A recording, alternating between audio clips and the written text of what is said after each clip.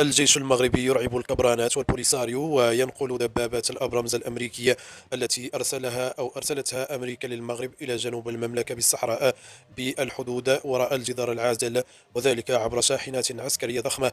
وهي خطوة استنفرت كثيرا كبرانات الجزائر وميليشياتها الانفصالية البوليساريو، والذين يرون بأن الجيش المغربي يستعد من خلال هذه العملية للتحرك عسكريا وبريا بالآليات الثقيلة داخل المنطقة العازلة لإزالتها، ما جعل الكبرانات يدقون ناقوس الخطر. ويتعلق الأمر بالدبابات الجديدة المتطورة سيب في 3 M1 A2 والمعروفة باسم الأبرامز، حصل عليها الجيش المغربي في الآونة الأخيرة من الولايات المتحدة الأمريكية، الحليف الأول والرئيسي للمغرب في شمال إفريقيا. وشوهدت هذه الدبابات المتطورة محمولة على ظهر شاحنات عسكرية تابعة للقوات المسلحة المغربية، وهي تتجه نحو الصحراء المغربية جنوب المملكة، وهو ما جعل أعداء الوحدة الترابية وبالخصوص الكبرانات والبوليساريو في رعب وقلق كبيرين. ويستمر توافد أسطول دبابات الأبرامز الأمريكية إلى المغرب، والتي ستنضاف إلى الأسطول الحربي للقوات المسلحة المغربية. وقد تسلمت المملكة الدفعة الأخيرة من هذه المدرعات المقاتلة، وهي دفعة عالية التقنية ومزودة بتقنية الليزر، وقد تم شحنها في قطارات من ولاية كاليفورنيا الأمريكية أو كاليفورنيا الأمريكية في الأسابيع الماضية. واليوم وبعد وصولها إلى المغرب تم شحنها عبر شاحنات عسكرية ضخمة في اتجاه الصحراء المغربية. ويهدف المغرب من خلال حصوله على هذه الدبابات إلى تعزيز قدراته العسكرية وحماية حدوده البرية، خاصة في الصحراء وراء الجدار العازل، من أي هجوم محتمل لميليشيات البوليساريو والمدعومة عسكريا من الجزائر وإيران. وكان المغرب قد أبرم صفقة عسكرية أخرى مع أمريكا تضم بالأساس 500 آلية عسكرية من مدرعات برادلي الشهيرة، والتي ترافق دبابات الأبرمز والتي يستعملها الجيش الأمريكي في العمليات الحربية. هذه المدرعات معروف عليها أنها ترافق دبابات الأبرامز في كل العمليات الحربية للجيش الأمريكي.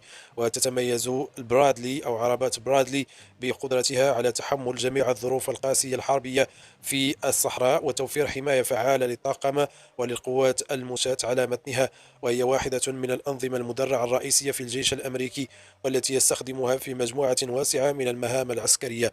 وفي الجانب الآخر من المتوقع أن تتوصل القوات المسلحة المغربية بمجموعة من دبابات ميركافا أو 200 دبابة ميركافا، التي ستكون بمثابة تعويض للمغرب على نقل العشرات من دباباته التي كان يفترض أن تخضع لتطوير بالتشيك إلى أوكرانيا.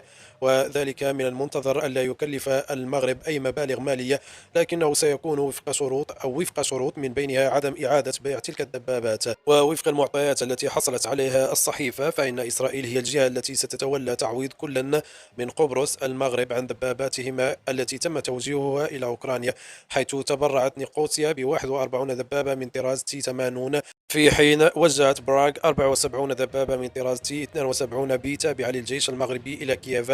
من أصل 130 كانت المملكة قد نقلتها إلى التشيك للخضوع لعملية التحديث والتطوير. واشترطت إسرائيل على قبرص والمغرب عدم التبرع بتلك الدبابات أو إعادة بيعها إلى أي طرف، وفي حالة ما إذا أراد أحد البلدين ذلك فعليه أن يحصل على إذن منها. ومن جانبه سلط موقع ميليتري أفريكا المتخصص في الشؤون العسكرية في القارة الإفريقية في تقرير له الضوء على التحديات التي تواجهها خطط تحديث الدبابات المغربية، معتبرا بأن المغرب الذي له تاريخ طويل من التعاون العسكري مع القوى الغربية يواجه تحديات جديدة في تحديث أسطول دباباته القتالية بسبب تداعيات الصراعات الدائرة في أجزاء مختلفة من العالم.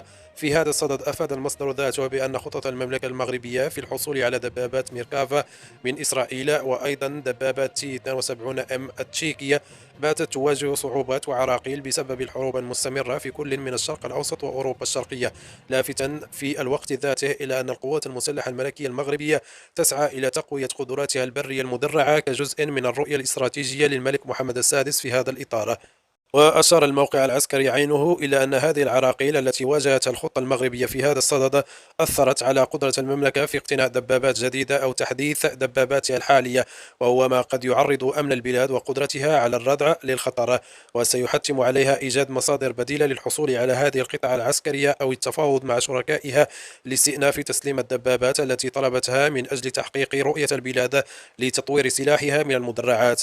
وسجل موقع ميليتري أفريكا أن القوات القوات المسلحة المغربية تمتلك في الوقت الحالي ما يعادل 1000 دبابة من طرازات مختلفة على غرار دبابات تي 72 ام وفي تي 14 وغيرها من الدبابات التي تتطلب تحديثات لمواجهة التحديات العسكرية للقرن ال21، مشيرا إلى أن المغرب وضع لنفسه هدفا رئيسيا تمثل في الحصول على حوالي 200 دبابة من طراز ميركافا MK3، والتي تعد واحدة من أكثر المركبات المدرعة تقدما وفعالية في العالم، حيث برزت الرباط كعميل مهم للصناعات الدفاعية الإسرائيلية منذ توقيع اتفاقيات أبراهام في سنة 2020. وأوضح المصدر ذاته أن الدبابات الإسرائيلية من شأنها أن تعزز بشكل كبير الفعالية القتالية للجيش المغربي واستعداده العملياتي، غير أن هذه الصفقة المحتملة أعاقتها الحرب، وأيضا التي أدت إلى استنزاف موارد إسرائيلية عسكرية وكذا علاقاتها الدبلوماسية. ومن غير المرجح أن تتمكن الدولة العبرية من تسليم الدبابات إلى المغرب في الوقت الراهن. ومن الخيارات المطروحة أمام الجيش المغربي هي التوجه إلى الولايات المتحدة الأمريكية للحصول على المزيد من دبابات M1 أبرامز، والتي تعد هي الأخرى من أفضل المركبات المدرعة في العالم، حيث تجمع البلدان شراكة عسكرية قوية. نشكركم على حسن المتابعة.